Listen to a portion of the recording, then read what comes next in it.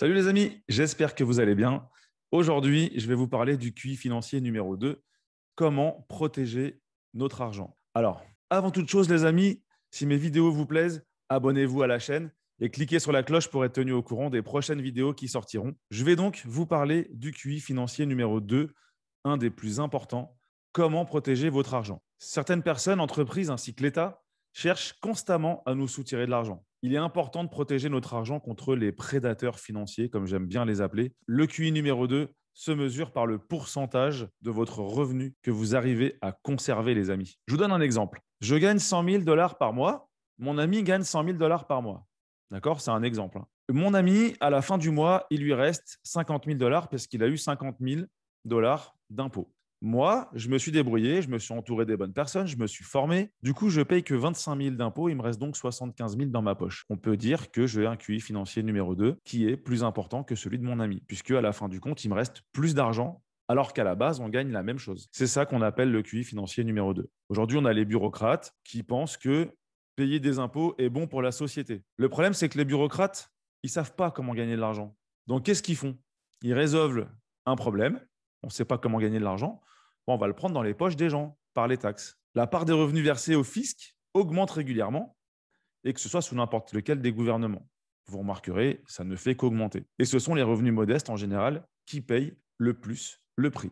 La tâche des bureaucrates est de mettre la main dans nos poches, toujours plus profondément et légalement. Et notre tâche est de laisser repartir qu'avec le minimum d'argent possible. Ça vient du fait que le salaire est le type de revenu le plus imposé. Les revenus de portefeuille, les valeurs mobilières et hors exploitation, valeurs immobilières et revenus d'entreprise, le sont beaucoup moins. Les banques ont été créées pour protéger votre argent. Maintenant, elles s'évertuent à nous le prendre. Les banques d'affaires et les sociétés de fonds communs de placement, chargées de placer l'argent des régimes de retraite, ont l'habitude de prélever des frais abusifs aux épargnants. C'est pas nouveau, c'est quelque chose qu'il faut savoir, c'est pour ça que je vous le dis aujourd'hui. L'impression de monnaie par les banques fait également perdre régulièrement une partie de leur richesse aux épargnants. Le fait d'imprimer, imprimer des billets de banque, qu'est-ce qui se passe? C'est plus calé sur l'or en face, et donc plus il y en a sur le marché, et moins ça a de la valeur.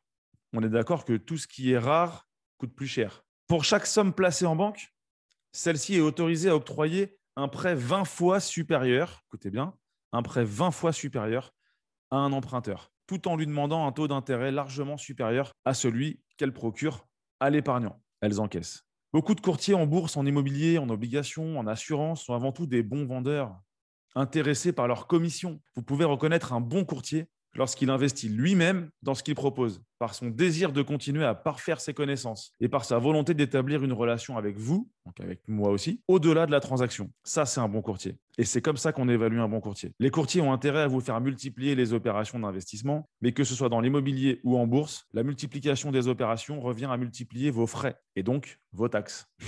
Et donc à diminuer vos rendements. Tout ça, c'est à prendre en compte dans l'éducation financière. Certaines entreprises proposent de payer leurs produits et services avec leur propre carte de crédit. Alors, j'espère, les amis, que vous ne le faites jamais, ce qui leur permet d'augmenter le prix facturé. Si tant de gens se débattent avec les difficultés financières, c'est entre autres parce qu'ils achètent des produits qui les appauvrissent en les payant avec des crédits à taux d'intérêt élevés. Ça, c'est la base de l'éducation financière. Arrêtons d'acheter des passifs à crédit avec des taux d'intérêt élevés. Achetons plutôt des produits qui vont nous enrichir et parfaire notre éducation financière. Les conjoints, les beaux-frères, les belles-sœurs se marient pour l'argent, en général, et on compte plus le nombre de personnes riches qui ont dû se séparer de 50% de leur fortune suite à un divorce.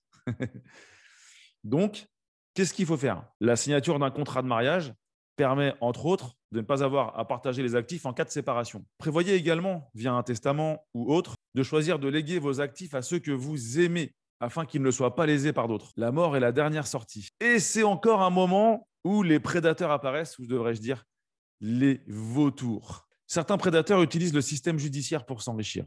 C'est le cas plus particulièrement aux États-Unis, mais ça marche beaucoup aussi en France. Pour vous protéger, donc, il est utile d'éviter de posséder trop de valeur en votre nom personnel, de souscrire à une assurance en responsabilité personnelle et de placer ses actifs dans une société à responsabilité limitée, puisqu'on est responsable s'il se passe quelque chose. Un nouvel ensemble de règles depuis 1943. Le gouvernement américain, par exemple, prélève son impôt directement sur les chèques de paie des travailleurs. Depuis 1974, ces mêmes travailleurs ont dû commencer à investir dans les plans pour financer leur retraite. Alors ça, c'est aux États-Unis. Malheureusement, l'argent gagné sous forme de salaire ou par un plan d'épargne retraite est le plus imposé qui soit. C'est pour ça qu'un individu financièrement intelligent préfère les revenus de portefeuille ou hors exploitation. Le système a été intentionnellement conçu pour prendre le contrôle de la plus grande partie possible de votre argent et tout ça légalement, les amis.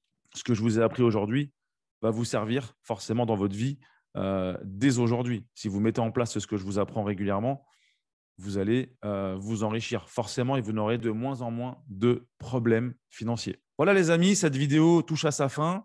Si vous avez aimé la vidéo, si vous aimez la chaîne, n'hésitez pas à vous abonner, à cliquer sur la cloche pour être tenu au courant des prochaines vidéos. Et la prochaine sera le QI numéro 3, comment gérer votre argent. À bientôt les amis. Ciao, ciao.